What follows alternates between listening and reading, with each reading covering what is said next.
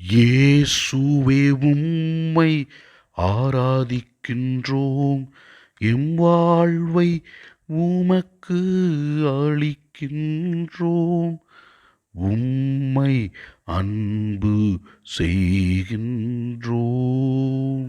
இறைவா, எங்களை அளவற்ற விதத்திலே அன்பு செய்து எங்களுக்கு தேவையான உடல் உள்ள ஆன்மீக நலன்களையும் நாங்கள் செய்கின்ற செயல்களில் வெற்றியையும் உம்முடைய ஒரே மகனான இயேசு கிறிஸ்துவை எங்களுக்காக அனுப்பி எங்களை ஆசீர்வதிக்கின்றீர். நீர் செய்கிற எல்லா நன்மைகளுக்கும் நன்றி சொல்லுகிறோம். முதல் வாசகத்திலே நாம் இவ்வாறு வாசிக்கின்றோம். நம் தந்தை நம்மிடம் எத்துணை அன்பு கொண்டுள்ளார் என்று பாருங்கள்.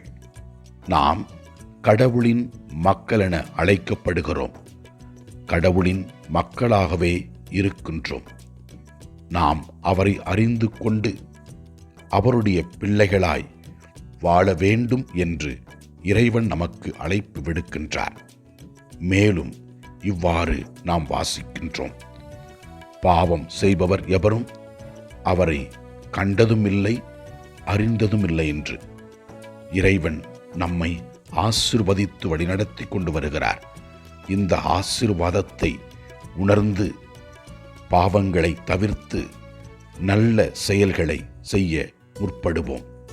நற்செய்தி வாசகத்திலே திருமுழுக்கு யோவான் இயேசு வருவதை கண்டு இவ்வாறு கூறுகின்றார். இதோ கடவுளின் செம்மறி, செம்மறியாம் இவரே உலகின் பாவத்தை போக்குபவர்.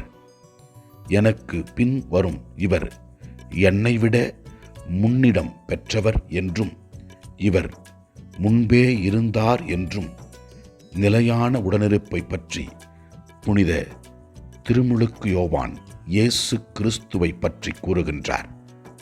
இயேசுவே, நேற்றும் இன்றும் மாறாதவரே, எங்களுக்கு தேவையான ஆசீர்வாதங்களை கொடுப்பவரே, உம்மை நோக்கி ஜெபிப்பவர்களுக்கு நீர் அனைத்தையும் செய்கின்றீர்.